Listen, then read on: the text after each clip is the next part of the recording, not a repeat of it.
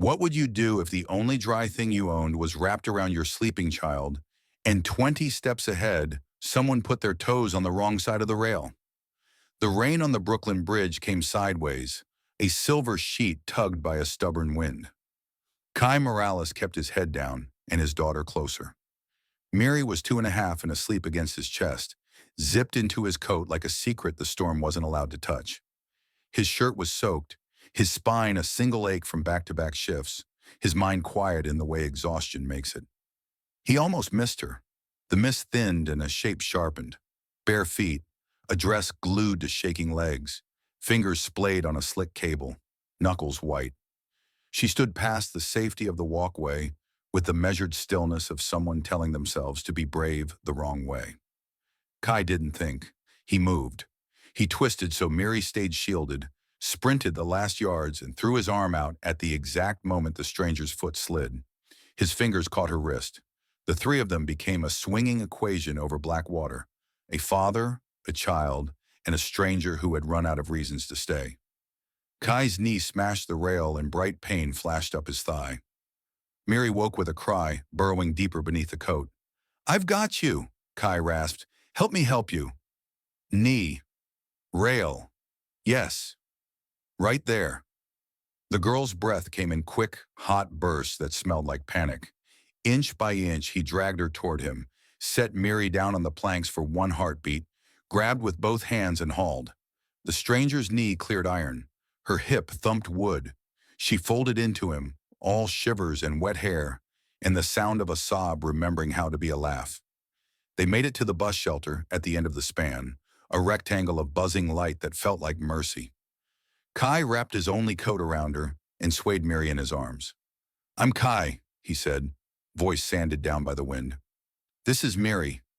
She runs the union Aria," the girl whispered. The name arrived like a person stepping back into a room they had almost left forever. "My mom loved this bridge. She called it a place between brave choices. She died when I was 16. My father turned me into a plan. Tonight I wanted it all to be quiet." "I get it," Kai said softly. "I lost my wife in a fire. I was still in turnout gear when somebody put Mary in my arms and told me to keep breathing. I did not want to. A neighbor sat with me anyway.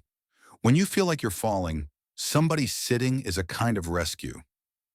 A retired EMT opened her door 10 minutes later because that is what Auntie Mae does when midnight knocks with rain in its hair. She handed Aria a towel, pointed to the radiator, and made tea in a chipped mug that had held more confessions than coffee. Mary toddled over, solemn and certain, and pressed the corner of her blanket against Aria's hands like a benediction.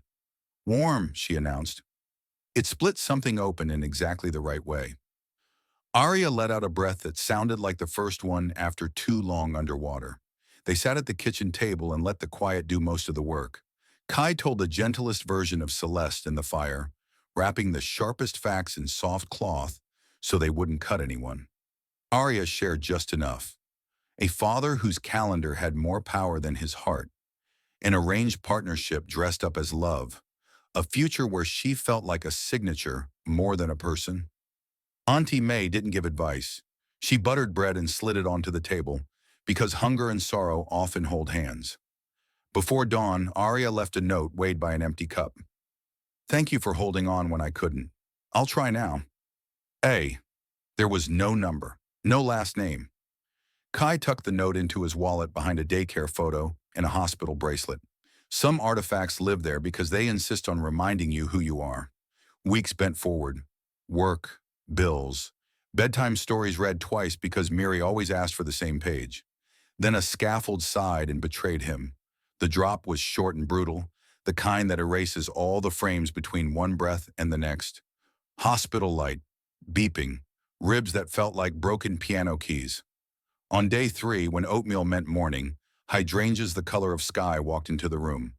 "No," Kai said, then blinked, then smiled the lopsided smile of a man suddenly out of air. "Yes, Aria."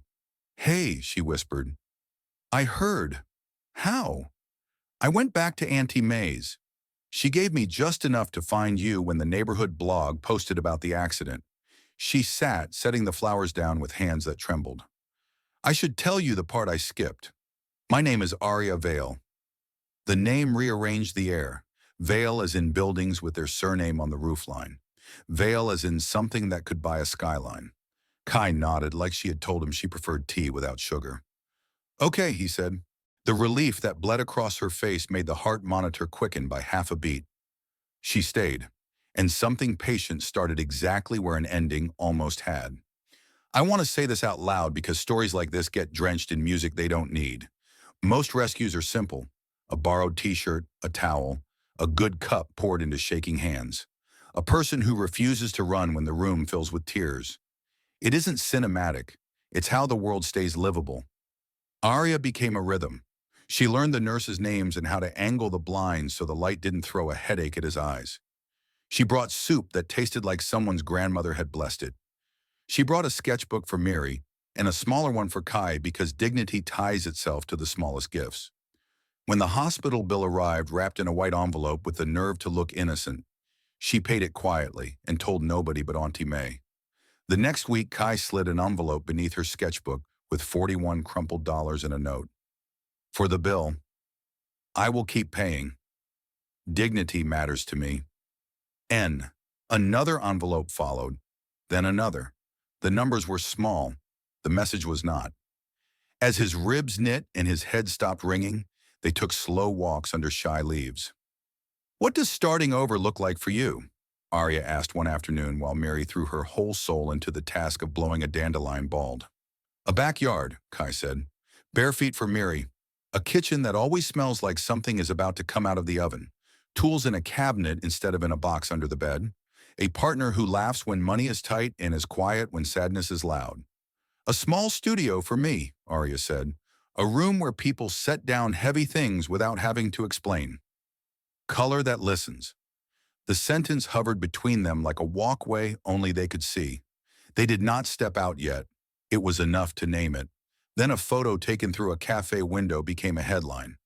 Heiress hides with single dad. Comment sections wrote fiction with the confidence of people who have never met their own shame. Booking managers stopped calling. A contractor texted that things were too hot to risk right now. The internet did what it does at its worst. It decided he was a character easier to hate. Two men in quiet suits appeared at Auntie Mae's door and held the word protection the way a bully holds a teacher's note. Ms. Vale, you must come with us. Your father is concerned. Aria stood taller than the moment and looked, for the first time in a long time, exactly like a woman who had remembered her name. I'll fix this, she told Kai. I will come back. The penthouse was a museum of beautiful cold. Harlan Vale did not shout. He was efficient. You are making yourself a target. That man is using you. You are not thinking clearly. I am thinking clearly for the first time, Aria said. And there it was, the small tremor in a father's eye, when he realizes control has finally been mistaken for care out loud. He reads to his daughter twice even when he is late. He shares his last dollar in an envelope that says more than your donations ever could. He is not my rebellion. He is my reminder. They took her phone. They called it safety. She slept in a room staged to look like a girl who never made a mess lived there. On the third night at 3:12 a.m., because courage keeps peculiar hours, she took a hoodie, a backpack, the spare key to her own future, and the emergency stairs. Rain kissed her face like a promise. She knocked on Kai's door and said exactly enough. If you still want me, I am here. No speeches. He stepped aside and made room. Next morning, she walked into her father's law office in jeans and a black t-shirt and signed away a trust, a board seat, and a set of strings. She did not do it to prove anything. She did it so her life would belong to the person who had to live it. The internet called her ungrateful. The rent felt like a dare. They chose hot water over cable and drew a plan on the back of a flyer, because not having money does not mean you cannot have vision. A tiny café near the bridge, a pay-what-you-can jar that invited dignity. A 4 p.m. circle with a handwritten sign. You are not a burden for needing a place to talk. A counter Kai would build from wood other people had decided was done. Walls Aria would paint the color of sunrise. Auntie Mae would manage the things kindness always ends up managing, like schedules and muffins, and the electricity bill that shows up the day after you forgot it exists. They fought once about pride and help and the way fear sneaks into the last $10. They apologized in whispers so Mary wouldn't hear the part of adult life where even the good ones break sometimes. Later on Auntie Mae's stoop, they named what was happening between them and decided not to be afraid of naming it anymore. Courage is not only the moment you step off the wrong side of a rail and reach back. It is the Tuesday you decide to build a life that makes sense inside your chest, even if your bank account refuses to cooperate. I say this to you and to the version of myself who needed to hear it. Choosing a future is often the bravest rescue of all. They opened Second Chances on a Sunday before the city remembered its noise. The sign above the door was hand-painted gold, the warm kind. Kai's counter smelled like cedar and stubbornness. Aria's gallery wall greeted people with the bridge at dawn, cables like harp strings and one tiny figure carrying a child across. Miri, in an apron 2 sizes too big, inspected the pastry case and announced that the muffins looked brave, which became a thing people said when the day was heavy. Neighbors came first. A delivery driver out of work counted 3 coins into the jar and took a seat near the window without having to narrate his need. A nurse on night shift tucked a 5 into the jar and left with 2 cups and eyes less tired than they arrived. At 4 p.m., Aria pushed tables together and sat under a handwritten sign. People came with grief that needed somewhere to sit. They told stories about edges and hands and mornings that kept happening.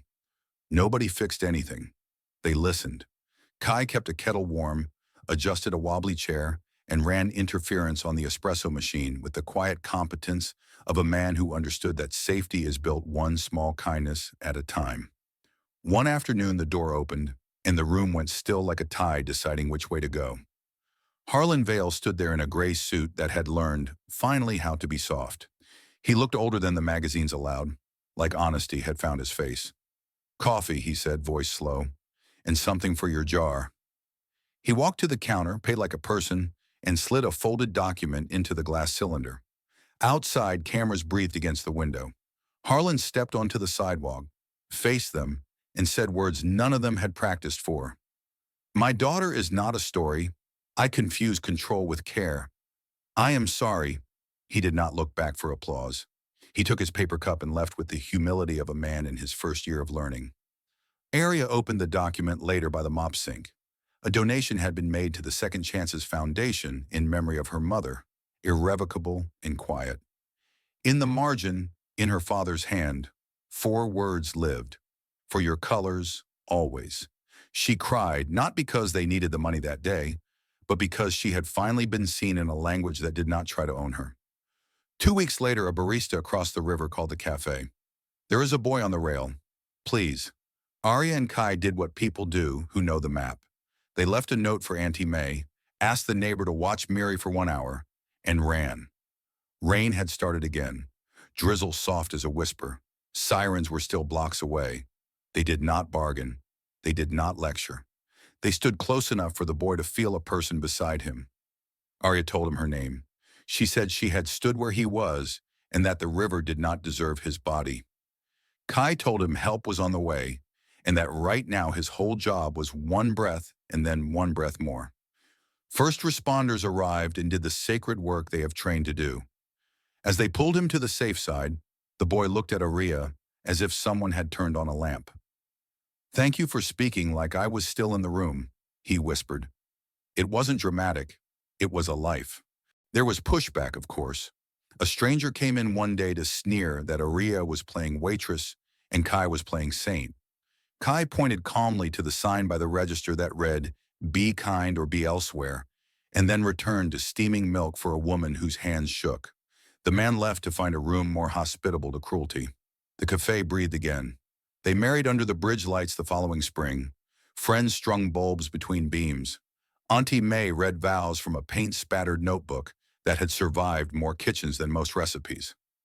Miri rang a bell and took her job as Joy's herald with absolute seriousness.